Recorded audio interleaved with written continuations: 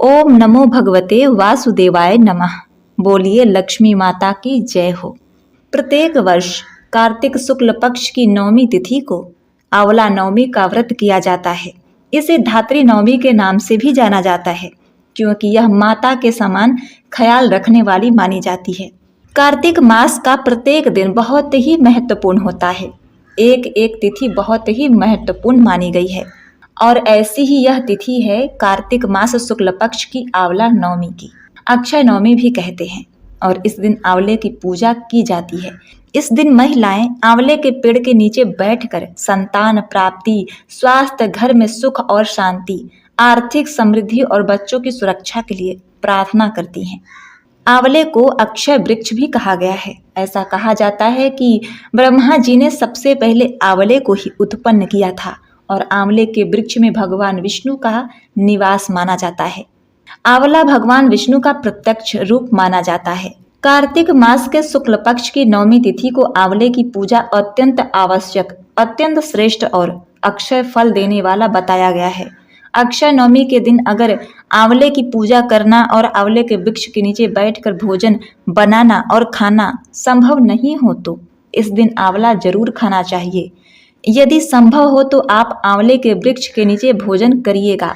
यदि संभव नहीं है तो आंवले के वृक्ष के नीचे बैठकर आप केवल आंवला का सेवन भी कर सकते हैं। यदि वृक्ष आपको नहीं मिले तो आप घर पर भी आंवले का सेवन कर सकते हैं। इतना तो आपको जरूर करना चाहिए। ऐसी मान्यता है कि कार्तिक शुक्ल नवमी तिथि को आंवले के पेड़ से अमृत की बूंदें गिरती हैं और यदि इस पेड़ के नीचे व्यक्ति भोजन करता है तो भोजन में अमृत के अंश आ जाते हैं, जिसके प्रभाव से मनुष्य रोग मुक्त होकर दीर्घायु बनता है। चरक संहिता के अनुसार अक्षय नवमी को आंवला खाने से महर्षि च्यवन भी युवा हो गए थे। अब आगे हम आंवले की महिमा कथा को सुनते हैं। आंवला नवमी माताओं बहनों के लिए विशेष है, क्योंकि यह पुत्र देने वाली है। एक प्रचलित कथा के अनुसार प्राचीन काल में एक वैश्य की पत्नी को पुत्र रत्न की प्राप्ति नहीं हो रही थी। अपने पड़ोसन के कहने पर उसने एक दूसरे किसी अन्य के बच्चे की बलि भैरव देव को दे दी। पड़ोसन ने कहा था, तुम किसी के बच्चे की बलि दे दोगी तो तुमको संतान हो जाएगी। लेकिन इसके विपरीत उसे कर्म का फल मिला। वह महिला कुष्ठ रोगी हो गई और इसका उसे पछतावा भी होने लगा। वह पश्चाताप करने लगी। रोग मुक्त होने के लिए गंगा की शरण में गई। तब गंगा जी ने उसे कार्तिक शुक्ल पक्ष की नवमी तिथि को आंवले के वृक्ष की पूजा कर आंवले की सेवन की सलाह दी थी। तो यह आंवला नवमी ही है जिस दिन महिला ने गंगा जी के बताए अनुसार इस तिथि को आंवले की पूजा कर आंवला ग्रहण किया था और वह रोग मुक्त हो गई। इस व्रत पर पूजन के प्रभाव से कुछ ही दिनों बाद उसे दिव्य शरीर व पुत्र रत्न की प्राप्ति हुई। आंवले का पूजन करें, उसके नीचे बैठकर भोजन करना चाहिए, आंवले की परिक्रमा करनी चाहिए। इस दिन शाम की संध्या में आंवले के वृक्ष के नीचे दीप दान करना चाहिए। इस दिन दीप दान करना चाहिए। गरीबों, संतों, महात्माओं को दान करना चाहिए। जो भी हमारे पास धन संपत्ति हो उन्हें आप अपनी इच्छा अनुसार दान करें या फिर आप उनकी सेवा कर सकते हैं। समय निकालकर सेवा करना भी एक दान है। यह अक्षय फल देने वाला है। यदि आपने कोई गुरु मंत्र लिया है तो इस दिन आप इस गुरु मंत्र को भी जप सकते हैं। यदि आप किसी भगवान का नाम जपते हैं तो इस दिन भगवान का नाम अधिक से अधिक बार जपिए, क्योंकि यह अक्षय हो जाएगा, कभी इसका नाश नहीं होगा। इसका जो पुण्य है ना, वो लगातार जन्मों जन्म तक आपको मिलता रहेगा। तो अब आइए जानते हैं आंवला दीपदान के बारे में। वैसे तो हम कई प्रकार के दीपदान करते हैं, लेकिन इसमें जो आंवला दीपदान है ना, वो बहुत ही ज़्यादा महत्वपूर्ण माना जाता है। अगर हम एक दीप का, जो नॉर्मल जो दीप है, उसका दान करते हैं ना, तो हमें एक दीपदान का फल प्राप्त होता है। लेकिन अगर हम एक आंवले का दीप बनाकर आंवला दीप दान करते हैं तो हमें 1000 दीप दान करने का पुण्य फल प्राप्त होता है। इसका सबसे ज़्यादा महत्व होता है। वैसे भी आप आंवले का दीप दान पूरे कार्तिक महीने में कर सकते हैं, लेकिन अगर कोई पूरे कार्तिक महीने में नहीं करता है तो जब आंवला नवमी होती है तो उस दिन आंवला नवमी को आंवले के वृक्ष की पूजा करें। आंवले का दीप दान करें। आंवला वृक्ष की पूजा की विधि कब है ये भी बताएंगे। तो देखिए, आने वाले 10 नवंबर को अक्षय आंवला नवमी है। जी हाँ, यह बहुत ही ज़्यादा महत्वपूर्ण तिथि है। इसके नाम से ही पता चलता है अक्षय नवमी, यानी इस दिन आप जो भी सत्कर्म करेंगे, जो भी कर्म करेंगे, चाहे वह अच्छा कर्म हो चाहे वह बुरा कर्म हो, सब अक्षय हो जाता है। अक्षय नवमी को जो भी कर्म किया जाए, दान, ब्राह्मण पूजन, होम हवन, कीर्तन, प्रभु नाम जप, दीप दान, सब कुछ अक्षय होता है। ब्रह्मा जी का कथन है कि कार्तिक शुक्ल नवमी को किया गया दान अक्षय होता है। इस दिन आप गरीबों को वस्त्र दे सकते हैं। अन्नदान तो सबसे श्रेष्ठ माना गया है। अन्नदान कर सकते हैं, गौ को चारा दान कर सकते हैं, ब्राह्मण आदि को दान कर सकते हैं। उस दिन आपका दिया हुआ दान अक्षय पुण्य देने वाला है। अक्षय जिसका नाश ना हो, जो इस जन्म में तो हमें उसका पुण्य मिलता ही है, अगले जन्मों तक भी हमें इसका पुण्य फल मिलता रहता है। यह कभी भी क्षय नहीं होता। स्कंद पुराण, नारद पुराण आदि सभी पुराणों के अनुसार कार्तिक शुक्ल पक्ष नवमी युगा तिथि है। आंवला नवमी को बहुत ही श्रेष्ठ माना गया है। आंवला नवमी के दिन भगवान विष्णु ने कुष्मांड नामक राक्षस का वध किया था। यह भी माना जाता है कि भगवान विष्णु ने आंवला नवमी के दिन कंस का वध करने से पहले 3 वनों की परिक्रमा की थी। इसलिए अक्षय नवमी के दिन मथुरा वृंदावन की परिक्रमा की जाती है। कहा जाता है इस दिन जो व्यक्ति मथुरा वृंदावन की परिक्रमा करते हैं उन्हें वैकुंठ लोक की प्राप्ति होती है, भगवान श्री हरि विष्णु के लोक की प्राप्ति होती है। वैसे तो कार्तिक के पूरे महीने में अगर आप स्नान करते हैं पवित्र नदियों में, उसका फल बहुत अधिक प्राप्त होता है। लेकिन अगर पूरे कार्तिक मास में आप किसी भी नदी में स्नान नहीं कर पाते तो मात्र नवमी के दिन स्नान करें तो उससे भी आपको अनंत पुण्य फल की प्राप्ति होती है। इस दिन आंवले के वृक्ष के नीचे भोजन पकाना, किसी ब्राह्मण को भोजन कराना, फिर स्वयं आंवले के वृक्ष के नीचे बैठकर भोजन करना, इससे अनंत गुना पुण्य फल प्राप्त होता है, ऐसी पौराणिक मान्यता है। इससे आपको उत्तम स्वास्थ्य की प्राप्ति होती है और सकारात्मक ऊर्जा की प्राप्ति होती है। श्री हरि विष्णु और माता लक्ष्मी की विशेष कृपा के पात्र आप बन जाते हैं। इस दिन आप जो भी कामना चाहेंगे, संतान प्राप्ति चाहेंगे, धन प्राप्ति चाहेंगे, वो सब प्राप्त होगा। भगवान श्री हरि विष्णु की कृपा से सब पूर्ण होगा। आंवला नवमी देव उठनी एकादशी से 2 दिन पहले मनाया जाता है। ऐसा माना जाता है अक्षय नवमी के दिन ही सतयुग की शुरुआत हुई थी, तो अक्षय नवमी को युगादि तिथि माना जाता है। तो अब जानते हैं आंवला नवमी 2024 में कब मनाई जा रही है। पंचांग के अनुसार कार्तिक मास के शुक्ल पक्ष की नवमी तिथि प्रारंभ हो रही है 9 नवंबर 2024 को रात्रि में 10:04 से और समाप्त हो रही है अगले दिन यानी कि 10 नवंबर को रात्रि में 9:01 पर। तो उदया तिथि के अनुसार 10 नवंबर 2024 को अक्षय नवमी अर्थात आंवला नवमी, धात्री नवमी मनाई जाएगी। बात करें पूजा के शुभ मुहूर्त के बारे में, तो पूजा का शुभ मुहूर्त आपको प्राप्त हो रहा है सुबह 6:04 से दोपहर के 12:05 तक। कुल अवधि पूजा की होगी आपकी 5 घंटे 25 मिनट की। अब आइए जानते हैं विधि।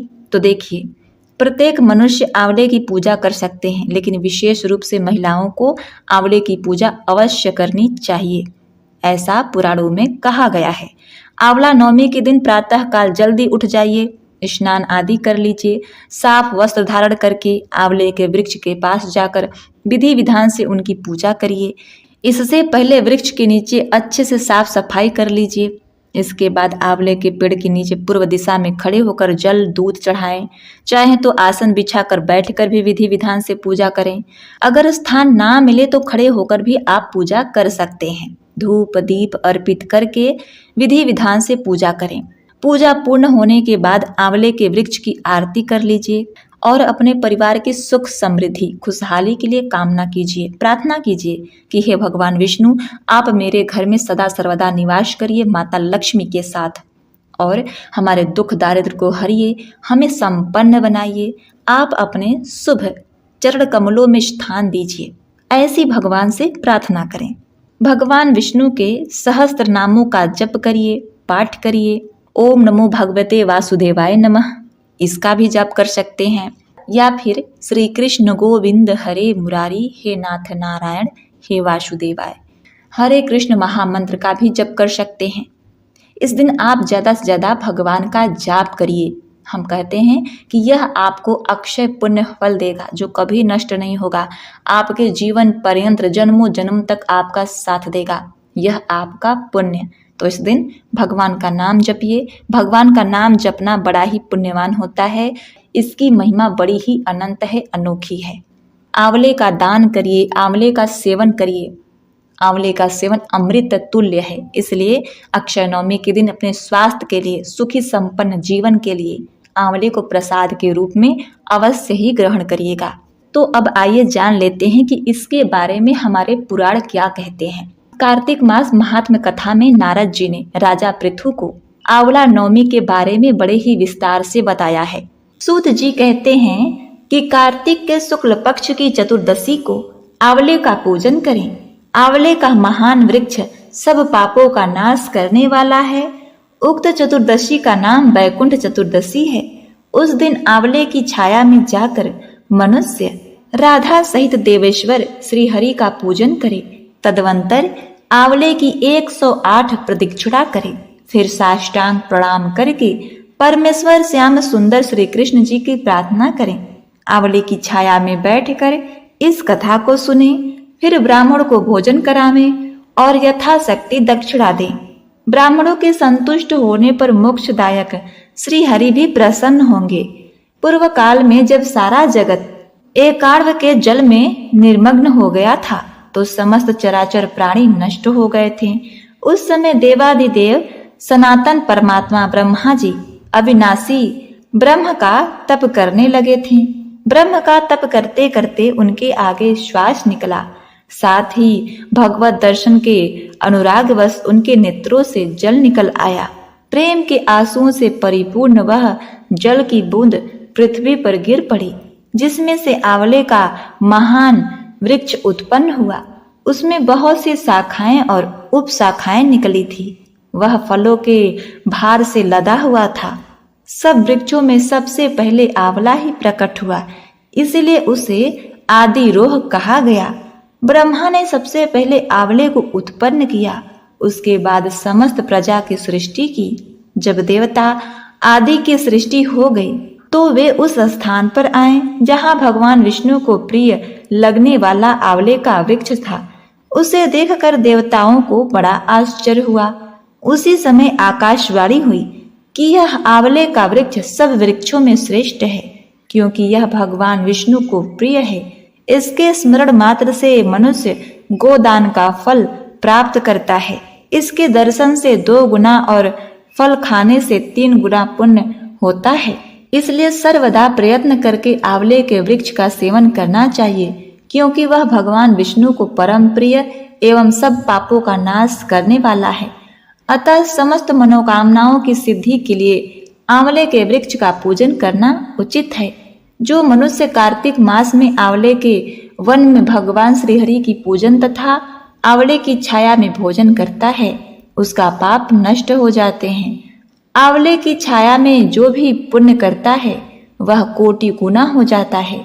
प्राचीन काल की बात है, कावेरी के उत्तर तट पर देव शर्मा नाम से विख्यात एक श्रेष्ठ ब्राह्मण थे, जो वेद वेदांगों के पारंगत विद्वान थे।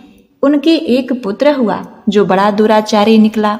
पिता ने उसे हित की बात बताते हुए कहा कि बेटा, इस समय कार्तिक का महीना है जो भगवान विष्णु को बहुत ही प्रिय है। तुम इसमें स्नान, दान, व्रत और नियमों का पालन करो। तुलसी के फूल सहित भगवान विष्णु की पूजा करो। भगवान के लिए दीप दान, नमस्कार तथा प्रदक्षिणा करो। पिता की यह बात सुनकर वह दुष्ट आत्मा पुत्र क्रोध से जल उठा। उसके ओष्ठ फड़फड़ाने लगे और उसने पिता की निंदा करते हुए कहा, तात, मैं कार्तिक में पुण्य संग्रह नहीं करूंगा। पुत्र का यह उदंडता पूर्वक वचन सुनकर देवशर्मा ने क्रोध पूर्वक कहा, ओ दुर्बुद्धे, तू वृक्ष के खोखले में चूहा हो जा। इस साप के भय से डरे हुए पुत्र ने पिता को नमस्कार करते हुए पूछा, परम पूज्यवर, उस तृणित योनि से मेरी मुक्ति कैसे होगी, यह बतलाइए। इस प्रकार पुत्र के द्वारा प्रसन्न किए जाने पर ब्राह्मण ने पाप निवृत्ति का कारण बताया कि जब तुम भगवान को प्रिय लगने वाले कार्तिक का व्रत पवित्र महालय सुनोगे, उस समय उस कथा के श्रवण मात्र से ही तुम्हारी मुक्ति हो जाएगी। पिता के ऐसा कहने पर वह उसी क्षण चूहा हो गया और कई वर्षों तक संघनन वन में निवास करता रहा। एक दिन कार्तिक मास में विश्वामित्र अपने शिष्यों के साथ उधर से आ निकले तथा नदी में स्नान करके भगवान की पूजा करने के पश्चात आंवले की छाया में बैठे। वहां बैठकर वे अपने शिष्यों को कार्तिक मास का महात्म सुनाने लगे। उसी समय कोई दुराचारी व्याघ्र शिकार खेलता हुआ वहां पहुंच आया। वह प्राणियों की हत्या करने वाला तो था ही, ऋषियों को देखकर उन्हें भी मार डालने की इच्छा करने लगा, परंतु उन महात्माओं के दर्शन से उसके भीतर सुबुद्धि जाग उठी।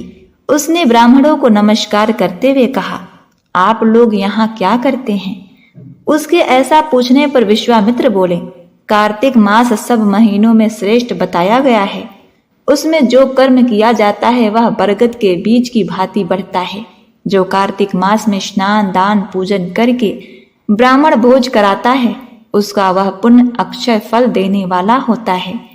व्याध की प्रेरणा से विश्वामित्र जी के कहे हुए इस धर्मों को सुनकर वह श्राप भ्रष्ट ब्राह्मण कुमार चूहे का शरीर छोड़कर तत्काल दिव्य देह युक्त हो गया और विश्वामित्र को प्रणाम करके अपना वृत्तांत निवेदित कर ऋषि की आज्ञा से विमान पर बैठकर स्वर्ग को चला गया। इससे विश्वामित्र और शिकारी दोनों को बड़ा ही विस्मय हुआ। शिकारी भी कार्तिक व्रत का पालन करके भगवान विष्णु के धाम में गया। इसीलिए कार्तिक में सब प्रकार से प्रयत्न करके आंवले की छाया में बैठकर भगवान विष्णु के सम्मुख कथा श्रवण करें। जो ब्राह्मण कार्तिक मास में आंवले और तुलसी की माला धारण करता है, उसे अनंत पुण्य फल की प्राप्ति होती है। जो मनुष्य आंवले की छाया में बैठकर दीपमाला समर्पित करता है, उसको अनंत पुण्य फल प्राप्त होता है। विशेषतः तुलसी वृक्ष के नीचे श्री राधा और श्याम सुंदर भगवान श्री कृष्ण की पूजा करनी चाहिए। तुलसी के अभाव में यह शुभ पूजा आंवले के नीचे करनी चाहिए। जो आंवले की छाया के नीचे कार्तिक में ब्राह्मण दंपतियों को एक बार भी भोजन देकर स्वयं भी भोजन करता है, वह अन्न दोष से मुक्त हो जाता है। लक्ष्मी प्राप्ति की इच्छा रखने वाला मनुष्य सदा आंवले से स्नान करे। विशेषतः एकादशी तिथि को आंवले से स्नान करने पर भगवान विष्णु प्रसन्न होते हैं। नवमी, अमावस्या, सप्तमी, संक्रांति के दिन, रविवार, चंद्र ग्रहण तथा सूर्य ग्रहण के दिन आंवले से स्नान नहीं करना चाहिए। जो मनुष्य आंवले की छाया में बैठकर पिंडदान करता है, उसके पितर भगवान विष्णु के प्रसाद से मोक्ष को प्राप्त होते हैं। तीर्थ या घर में जहाँ जहाँ मनुष्य आंवले से स्नान करता है, वहाँ वहाँ भगवान विष्णु स्थित होते हैं। जिसके शरीर की हड्डियां आंवले के स्नान से धोई जाती हैं, वह फिर गर्भ में वास नहीं करता। जिसके सिर के बाल आंवला मिश्रित जल से रंगे जाते हैं, वो मनुष्य कलयुग के दोषों का नाश करके भगवान विष्णु को प्राप्त होता है। जिस घर में सदा आंवला रखा जाता है, वहां भूत प्रेत कुष्मांड और राक्षस नहीं जाते। जो कार्तिक में आंवले की छाया में बैठकर भोजन करता है, उसके 1 वर्ष अन्य संसर्ग से उत्पन्न हुए पाप नाश हो जाते हैं।